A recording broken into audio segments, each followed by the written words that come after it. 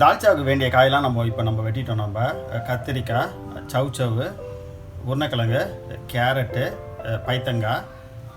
இதில் வேறு ஏதாச்சும் உங்களுக்கு நீங்கள் காய் சேர்க்கறதா இருந்தால் நீங்கள் எந்த காய் வேணாலும் சேர்த்துக்கலாம்.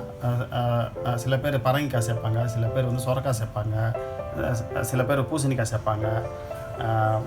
உங்ககிட்ட என்ன காய் இருக்கோ அந்த காயை வச்சு நீங்கள் வந்து தால்ச்சா செஞ்சுக்கலாம். நீங்கள் இது வந்து எனக்கு பிடிச்ச காம்பினேஷனில் உள்ள எல்லா காய்கறியும் நான் இங்கே உங்களுக்கு வெட்டி வச்சுருக்கேன். தால்ச்சா செய்கிறதுக்கு வந்து இந்த துவரம்பருப்பு வந்து நம்ம வந்து ஊற வச்சுக்கலாம். ஒரு கப்பு துவரம்பருப்புக்கு வந்து 2 டேபிள் ஸ்பூன் வந்து கடலைப்பருப்பு போட்டுங்க. இது கொஞ்சம் வந்து இந்த ஊறி வந்த பிறகு நல்லா இந்த மலர்ந்து வந்துடும். இப்படி மேலே என்ன நல்லா சூடான பிறகு ஒரு பட்டை, 4 ஏலக்காய் சேர்த்துக்கிறோம், 5 கிராம்பு சேர்த்துக்கிறோம், ஒரு பெரிய வெங்காயம் நல்ல மெலிசாக வந்து வெட்டிக்குங்க.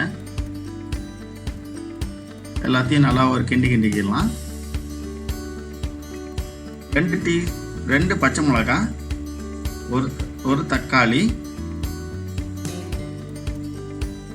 இஞ்சி பூண்டு பேஸ்ட் 2 டீஸ்பூன் போட்டால் போதும். 1 டீஸ்பூன் சில்லி பவுடர், 2 டீஸ்பூன் ஜீரகத்தூள் சேர்த்துங்க.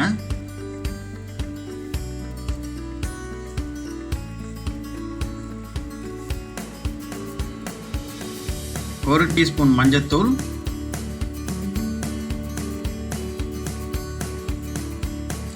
4 டீஸ்பூன் வந்து கொத்தமல்லி தூள் சேர்த்துக்கணும். கொத்தமல்லி தூள் போட்ட பிறகு தான் இந்த தால்ச்சாவே நல்லா வாசமாக இருக்கும். எல்லாம் சேர்த்த பிறகு இந்த மசாலா கொஞ்சம் நல்லா மிக்ஸ் பண்ணிக்கணும். நம்ம இதில் முக்கியமான விஷயம் என்னென்னா இந்த மசாலா வந்து கறிவிடக்கூடாது. அதனால் கொஞ்சம் வந்து அனல் வந்து கம்மி பண்ணிடுங்க. அதுக்கு பாருங்கள், மசாலா கொஞ்சம் வெந்தவுடனே கொஞ்சம் வந்து தண்ணி சேர்த்துக்கலாம். ஏன்னா வந்து இந்த அடி பிடிக்காமல் இருக்கும். இந்த பேஸ்ட்டு தான் ரொம்ப முக்கியமே. இந்த பேஸ்ட்டை கரெக்டாக நம்ம செஞ்சிட்டோம்னா தால்ச்சா நல்லா வாசமாக இருக்கும்.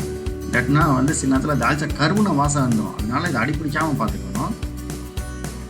நம்ம எல்லாம் பண்ணியாச்சு. இனிமேல் அடுத்தது நம்ம வந்து மட்டன் சேர்த்துற வேண்டியது தான். இந்த பேஸ்ட்டு நல்லா குக் ஆகிடுச்சிப்போம். அந்த வாசமே நல்லா தெரியுதுப்போம்.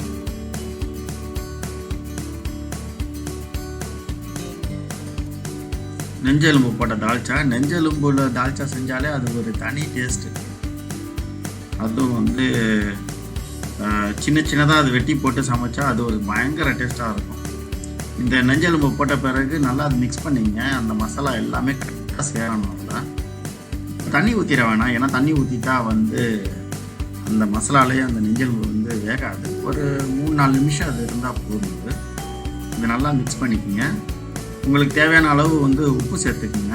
நான் வந்து உப்பு கம்மியாக தான் சாப்பிடுவேன். உங்களுக்கு எந்த அளவுக்கு தேவைப்படுதோ அந்த அளவுக்கு நீங்கள் வந்து உப்பு சேர்த்துக்கலாம். நீங்கள் இது நல்லா மிக்ஸ் பண்ணிங்க. நல்லா வந்து உப்பு எல்லா இடத்துலையும் சேர்கிற மாதிரி நல்லா மிக்ஸ் பண்ணி எடுத்துக்கலாம்.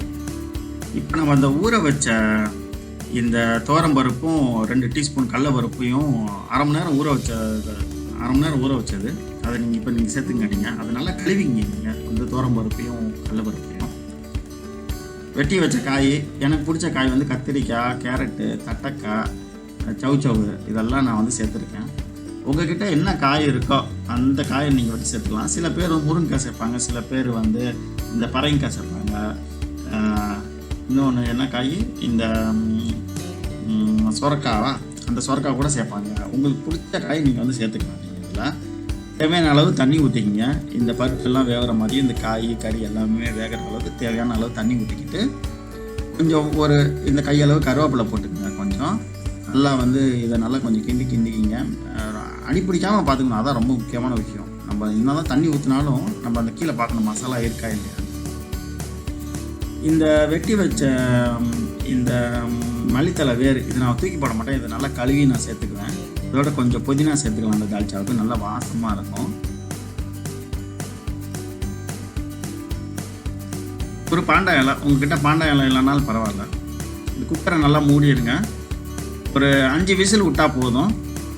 ரொம்ப சீக்கிரமாக குக் பண்ணிடலாம் தால்ச்சாவை. சரி, நம்ம ஒரு 10 நிமிஷம் கழிச்சு பார்க்கலாமா? 10 நிமிஷம் ஆயிடுச்சு. இப்போ நம்ம மெதுவாக ஓப்பன் பண்ணுவோம். ஆஹா, கை சூடாக இருக்குது. எப்படி இருக்குன்னு தெரில. தால்ச்சா ரொம்ப எனக்கு ரொம்ப ஆர்வமாக இருக்குது.